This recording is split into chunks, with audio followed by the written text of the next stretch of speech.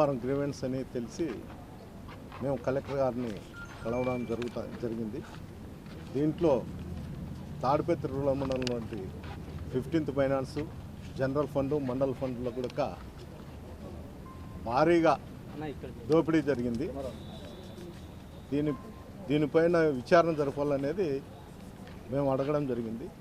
దీంట్లో ఏమంటే ఏ గ్రామంలో అయినా కానీ ఆ పంచాయతీలో ఉండేటువంటి వాళ్ళు తీర్మానం చేసుకొని ఆ పంచాయతీ పరిధిలో ఏదైనా డెవలప్మెంట్ చేయడానికి అక్కడ ఉన్నటువంటి వార్డు మెంబర్లు సర్పంచ్ తీర్మానంతోనే జరుగుతుంది. తాడిపత్రిలో మాత్రము తాడిపత్రి మండలంలో యూఆర్డి సెక్రటరీలు వాళ్ళ మండలాఫీసులో ఉండేటువంటి కొంతమంది ప్రైవేటు వ్యక్తులను అపాయింట్ చేసుకుంటారు.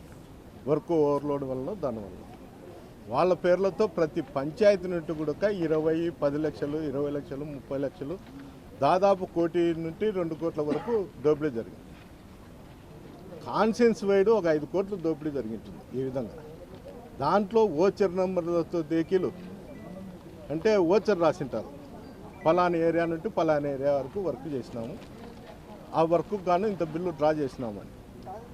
ఈ విధంగా డ్రా చేసిన డబ్బు అంతా కూడా ఆ పంచాయతీ పరిధిలో ఉండేటువంటి వ్యక్తులు మటుకు కాదు, వేరే పంచాయతీలో వాళ్ళు లేకపోతే ఆఫీసులో సంబంధించిన ఎంప్లాయీస్ సంబంధించిన బంధువులో మిత్రుల పేర్లతో డ్రా చేయడం జరిగింది. ఈ 15th ఫైనాన్సే కాదు, మండల ఫండ్ కానీ జనరల్ ఫండ్ కానీ వివిధ రకాలు ఉండేటువంటి ఫండ్స్ అన్నీ కూడా ఈ విధంగా ఫ్రాడ్ చేయడం జరిగింది తాడిపత్రిలో. దీనిపైన ఎన్నిసార్లు కూడా కొంతమంది ఎంపీపీ గారు కూడా సమాచారం అడగడం కూడా జరిగింది. ఇప్పుడు నెల అయితేనే కూడా సమాచారానికి జవాబు లేదు. మళ్ళీ అదే కాకుండా ఆ గ్రామంలో ఉండేటువంటి రామేష్ రెడ్డి అనే వ్యక్తి పైన తప్పుడు కేసు పెట్టడం కూడా జరిగింది. అంటే మీరు సమాచారం అడిగినారు, మీరు అడిగిన దానికి మేము ఇస్తే మేము ఇబ్బందులు పడతాము, డ్రాప్ కాండి అంటే ఆయన డ్రాప్ కాకపోతే ఒక కేసు కూడా టౌన్ స్టేషన్లో పెట్టడం జరిగింది. ముఖ్యంగా దీని అంతటికి కూడా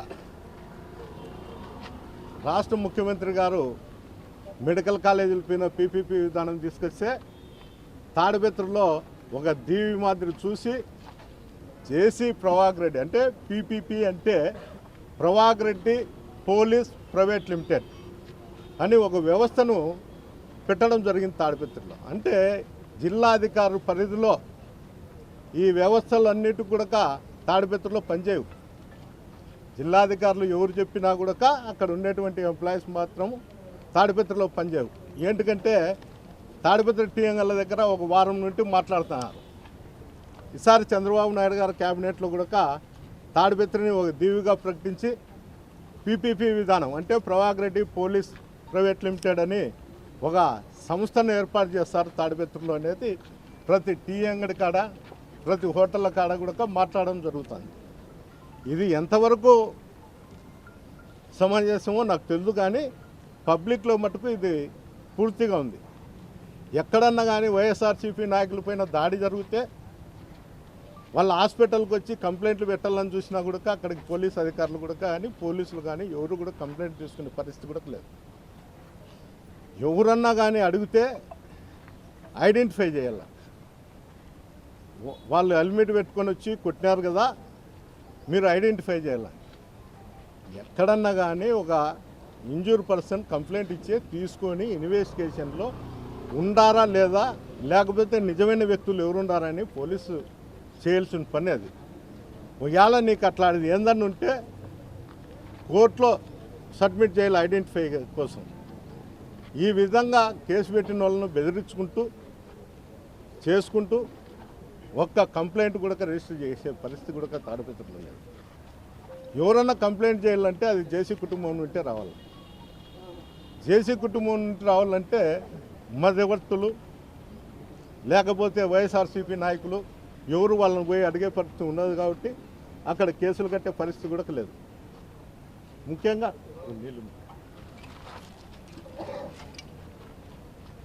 విషయాలన్నీ కూడా మేము ఎన్నోసార్లు కూడా జిల్లాధికారులకు చెప్పడం జరుగుతుంది. జిల్లాధికారులకు చెప్పినా కూడా పరిశీలించుతాం, చూస్తాం, చేస్తామని చెప్తారు. అందుకే ఆయనంతకు ఆయనే ఒక వ్యవస్థను సమకూర్చుకొని వ్యవస్థను పెట్టుకోవడం కూడా జరిగింది. ఈ విధంగా తాడిపత్రిలో ఒక పోలీసు వ్యవస్థే కాదు, ప్రతి ఆఫీసులో కూడా ఆయన కనుసలను నడుస్తుంది. ఇంత ఫ్రాడ్ జరుగుతానే, ఇన్ని జరుగుతానే కూడా అతను కనీసం ఆఫీసర్లను కూడా అడిగే పరిస్థితిలో లేరు. లాస్ట్కు డిజిటల్ కీ కూడా పంచాయతీ సర్పంచుల దగ్గర నుండి అధికారులు తీసుకోవడం జరిగింది. అంటే కొంతమంది మహిళలు ఉంటారు సర్పంచులు, వాళ్ళ దగ్గరకు పోయేది సెక్రటరీలు సంతకాలు పెట్టించుకునేది, అన్నను అడిగినాంలే పెట్టండిమ్మా అని చెప్పేది పెట్టించుకునేది. ఈ విధంగా బిల్లులు చేస్తారు. ఏదేమైనా ఆ పంచాయతీ పరిధిలో ఉండేటువంటి వాడు చేసుకుంటే ఏదో వర్క్ చేసినాడనే ఆలోచన ఉంటుంది. ఎవడో ఆ పంచాయతీకి సంబంధం లేనోడు, ఆ గ్రామాలకే సంబంధం లేనోళ్ళు బిల్లులు చేసుకుంటా అంటే కూడా ఎవరు కూడా దానిపైన చర్యలు తీసుకునే పరిస్థితి కూడా లేదు. ఈరోజు కూడా మేము కలెక్టర్ గారికి అదే చెప్పడం జరిగింది. కలెక్టర్ గారు కూడా మేము దాన్ని పరిశీలించుతామని చెప్తున్నాడు, చర్యలు తీసుకుంటామని చెప్తాను. దయచేసి కలెక్టర్ గారికి కూడా మీ తరఫున చెప్తున్నా, దానిపైన చర్యలు తీసుకొని సివిల్ క్రిమినల్ కేసులు చేసి చట్టపరంగా మీరు చేయగలిగితే ఇంకొక అధికారికి కూడా భయం ఉంటుంది. మీరు చేయలేకపోతే ఏదో రోజు ప్రజా ఉద్యమం చేపట్టే పరిస్థితి కూడా ఉంటుందని తెలియజేయడం జరుగుతుంది. అంటే ఎవరు ఆయన చెప్తే ఇచ్చేసేనా? అంతే కదా, ఇప్పుడు జరుగుతుంది అదే నేను చెప్తాను, పీపీపీ విధానం అని. చంద్రబాబు నాయుడు చూస్తే మెడికల్ కాలేజీల మీద పీపీపీ విధానం తీసుకొచ్చినాడు. ఈయన చూసుకొచ్చే ప్రవాగ్ రెడ్డి పోలీస్ ప్రైవేట్ లిమిటెడ్ అని ఈయన తీసుకొచ్చినాడు. అంటే వ్యవస్థలు రేపు జరగబోయే రోజుల్లో కూడా ఏ ఎమ్మెల్యే ఎంతకు ఆ ఎమ్మెల్యే ఒక సంస్థ ఏర్పాటు చేసుకొని ఇక్కడ ఉండేటువంటి అధికారులు కూడా వాళ్ళ కన్సల్లో నడిచే విధంగా చూస్తున్నారు తప్ప జిల్లా అధికారులు కన్సల్లో చూసే పరిస్థితి అయితే నాకైతే కనుచూపు మేరలో కనరావడం లేదు. ఎందుకంటే తెలిసి తెలియనట్టు నటిస్తారా, అన్నీ తెలిసి కూడా ఊరుకుంటారా, లేకపోతే మాకెందుకులే అక్కడ ఉండేటువంటి ఎమ్మెల్యే పోస్టింగ్లు వేయించుకున్నాడు అతనే పడతా అంటాడు అనేది కనీసము ఆలోచన అనేది కూడా లేదు. నేను ఎన్నోసార్లు చెప్పిన అసాంఘిక కార్యక్రమాలపైన చర్యలు తీసుకోండి, మా సాగు మేము వస్తాం, మమ్మల్ని కొడితే కొట్టించుకుంటాము, కేసు పెడితే పెట్టించుకుంటాం, లేకపోతే ఊరుకుంటాము. కనీసం సామాన్య ప్రజలను కూడా కాపాడమని ఎన్నిసార్లు మేము జిల్లాధికారులను కోరడం జరుగుతుంది, అందరికీ చెప్పడం కూడా జరుగుతుంది. జిల్లాధికారులు దాని గురించి పట్టించుకోవడంలే, పర్సూ చేస్తామంటారు. పర్సూ చేస్తామంటే ఏమని, ఇంకా 4 మటకా కంపెనీలో లేకపోతే 4 బంగాకు స్టోరేజ్లో పెట్టుకోమన్నా, లేకపోతే అరికడతామన్నా, ఏదైంది కూడా దానికి అర్థం కావడంలే. ఎందుకంటే మేము ఈరోజు చెప్పినాము, సాయంత్రానికి 4 పట్టకొస్తారు అమాయకులను, వాళ్ళ పట్టకొచ్చి 500 400 ఫైన్ వేస్తారు, మళ్ళీ ఇడిచిపెడతాడు వాడు. మళ్ళీ పొద్దున్నే మళ్ళీ వాళ్ళంతా వాళ్ళ వ్యాపారాలు వాళ్ళకి చేస్తారు. నేను చెప్పేది అబద్ధంగా, మీరు కనీసం పరోక్షంగా కానీ మీరు ఎక్కడి నుండి అయినా కానీ పోయి చూడండి, చూస్తే తెలుస్తుంది అక్కడ ఏం జరుగుతుంది ఏం కథ అనేది. మీరే వ్యవస్థలను గాలికి వదిలేస్తే సామాన్యుల పరిస్థితి ఏమి? ఇవన్నీ కూడా అడిగితే రేపు పొద్దున్న నుండి ఇన్స్ట్రక్షన్స్ పెడతారు. ఎమ్మెల్యే ఆ పెళ్ళికి పోకూడదు, ఆ డిన్నర్కి పోకూడదు, ఎవరన్నా ఇంటి దగ్గరకు పోతే వాళ్ళ మీద దాడులు చేయడం ఉంది. అడగకపోతే ప్రొద్దున లేస్తే దినదిన అభివృద్ధి చెందుతుంటాయి అసాంఘిక కార్యక్రమాలు. ప్రతిరోజు బంగాకు వచ్చింది, దీనివల్ల ఎంతో చెడుపు. వీళ్ళు తాగి ఏం చేస్తున్నారో తెలియదు, కుటుంబ సభ్యులను కొడుతున్నారో తెలియదు, బయటని కొడుతున్నారో తెలియదు, పోలీసు అధికారుల మీద దాడి చేస్తున్నారో తెలియదు. నిన్న లేకమన్నా ఒక వారం కిందట అనంతపురం టౌన్లో కూడా పెద్ద కథలు విన్నారు. యాన్నో చేనులో ఉంటే వీళ్ళకి ఇన్ఫర్మేషన్ వచ్చే ఎన్కౌంటర్ కాలుకి కాల్చినావు, దెబ్బ తగిలింది, వాడు నడుచాడు, ఇల్లు పెట్టినారని ఈ విధంగా కథ అలుగుతూ అంటారు. ఎవరినో అమాయకులు తీసుకుపోయేదో లేకపోతే ఇంకోటి చేసేది చేస్తాను. ఏం అడిగే పరిస్థితి కూడా లేదు. అడుగుతే వీళ్ళు ఆలోచన ధోరణి వేరు, ప్రతిపక్షంలో ఉన్నారు, మమ్మల్ని ఏదంటే అది మాట్లాడుతుంటారు, ఏదంటే అది చేస్తుంటారు. మాకన్నా సర్వీస్ చేసేవాళ్ళు ఎవరు లేరు అని చెప్తుంటారు. సర్వీస్ చేయడం అంటే అసాంఘిక కార్యక్రమాలు పెంచి పోషించడం కాదు, ప్రజలను కాపాడే పరిస్థితి వచ్చినప్పుడే ఆ ఏ అధికారికైనా పేరు ఉంటుంది.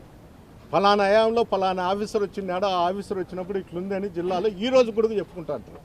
ఆ విధంగా పేరుండాల తప్ప అసాంఘిక కార్యక్రమాలు ఎవడంతా కూడా అధికారి ఎవడంతా కూడా దోచుకొని పోతా అంటే పైన ఉండేటువంటి అధికారులు చూస్తున్నట్లు పోతా అంటే దీనికి అర్థమేముంటుంది? దీనికి అర్థం కూడా ఉండదు. లాస్ట్కు సామాన్య ప్రజలు, ప్రతిపక్షంలో ఉన్నటువంటి కార్యకర్తలు, నాయకులు ఇబ్బందులు పడాల్సిందే తప్ప దీంట్లో ఎలాంటి పరిస్థితుల్లో ఏం లేదు. దయచేసి అధికారులకు, జిల్లా అధికారులకు అందరికీ చేతులెక్కి ముక్కుతాను. కనీసము మమ్మల్ని మీద దాడులు చేస్తే మీరు పట్టించుకుంటారో పట్టించుకోరో అది గాలికి వదిలేసి సామాన్య ప్రజలకు కానీ ఈ అసాంఘిక కార్యక్రమాలపైన కానీ దాడి చేసి కట్టడి చేయాల్సిందిగా కోరుకుంటాను. Local to global news at your finger tips. మీ చేతిలో ఒక ఆయుధం. Download raw TV app. Media legend Ravi Prakash is back.